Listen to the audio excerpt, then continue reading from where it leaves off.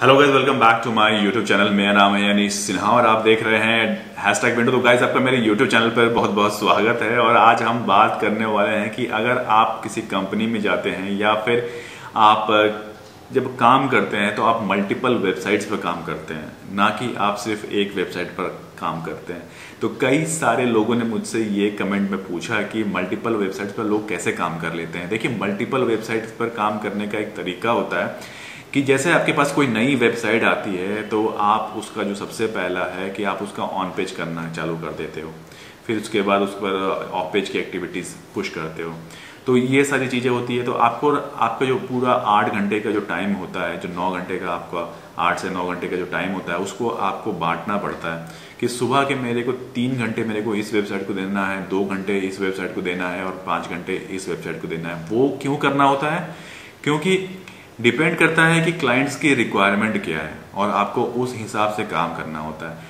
हम 18-18, 20-20 वेबसाइट्स पर काम करते हैं। और वो कैसे करते हैं कि देखिए, जब आपका ऑन पेज एक्टिविटी आप जब कि पूरा कंप्लीट कर लेते हैं तो हम वो उसको एक तरह समझ लीजिए कि उसको साइड करते हैं और उसके दूसरे चीज़ों पर हम फोकस करते हैं। लाइक ऑफ पेज पर फोकस कर लिया या सोशल मीडिया पर फोकस कर लिया या किसी और चीज़ पर आपने फोकस कर लिया।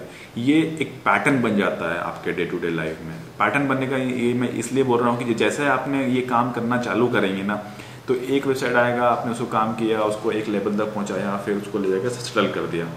और यही होता है, आप जितना क्लाइंट पुराना होता जाता है, लीड जनरेशन उतना ज़्यादा आसान हो जाता है, काम करना उतना ज़्यादा आसान हो जाता है। क्योंकि आप एक सर्टेन लेवल पर ले जाके उसको छोड़ देते हो, फिर आप दूसरी वेबसाइट को पकड़ते हो, फिर उस पर काम करना चालू करते हो। और फिर जो फर्स्ट वेबसाइट पर समझ लीजिए जो मेरे पास आया, उसको मैंने दिन का 5 घंटा दिया था और बाद में मुझे सिर्फ उसको 1 घंटा ही देना पड़ता है और उससे ज़्यादा उस पर टाइम नहीं देना पड़ता है। बाकी जो उस पर ऑफ पेज एक्टिविटीज़ के लिए जो लड़के लगे हुए होते हैं वो लगातार उस पर ऑफ पेज एक्टिविटीज़ करते रहते हैं। उसको बस हमारा काम होता है कि उसको 10 से 15 दिनों में उसकी ऑफ पेज एक्टिविटी को एक बार रिव्यू कर लें और उसको आगे बढ़ता चल जाए। और इसी तरह क्या होता है कि लगातार कई सारे वेबसाइट्स आते जाते हैं, उसको हम काम करते हैं, उसको आगे पुश कर देते हैं। फिर अगर उसका ट्रैफिक गिरता है तो उसको वापस नीचे ला के आते हैं, उसको एनालाइज करते हैं कि क्या चीज़ें हैं, क्या बग है, क्या नया चीज़ कर सकते हैं, उसको फिक्स किया, वापस आगे किया, नया वेबसाइट पकड़ा। और फिर इसी तरह ये पैटर्न चलता रहता है। कभी कभी हम 18 से 20 वेबसाइट, मैंने बोला है कि मैंने 30 वेबसाइट पर भी काम किया हुआ है पूरे मंथ में। अब इसमें भी होता है कि आपको सारी वेबसाइट्स को एनालाइज करना होता है कि क्या क्या चीज़ें चल रही है और लगातार उस पर काम होता रहता है।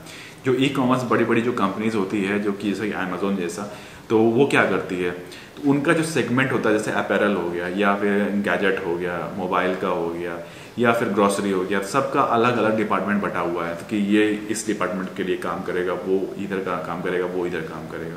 तो सारे के सेगमेंट्स बटे हुए हैं। वो सिर्फ अपैरल पे ही फोकस करेगा, ये सिर्फ गैजेट पर फोकस करेगा, ये बाकी ग्रोसरी पर फोकस करेगा।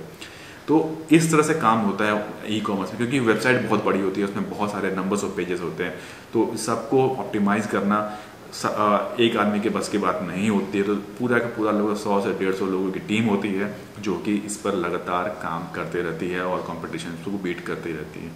तो आपको ऐसी तरह काम करना होता है।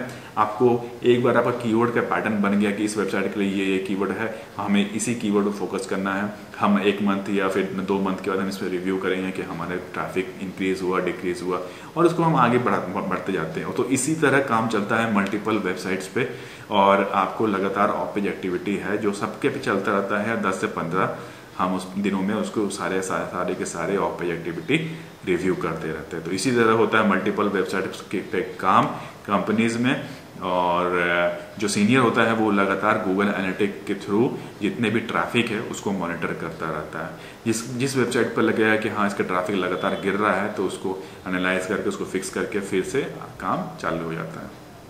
तो ठीक है, शायद मैंने आपको सवाल का जवाब दे दिया है। आपको कैसा लगा कमेंट बॉक्स में कमेंट करके ज़रूर बताइएगा। अगर कोई सवाल और है तो आप मुझे इंस्टाग्राम पे भी फॉलो कर सकते हैं। इंस्टाग्राम का हैंडल आपको दिख रहा होगा स्क्रीन पे। तब तक के लिए आज के लिए बस इतना ही रखते हैं और फिर मिलते हैं बहुत ही जल्दी नेक्स्ट वीडियो में। तब तक के लिए टेक केयर, नमस्कार।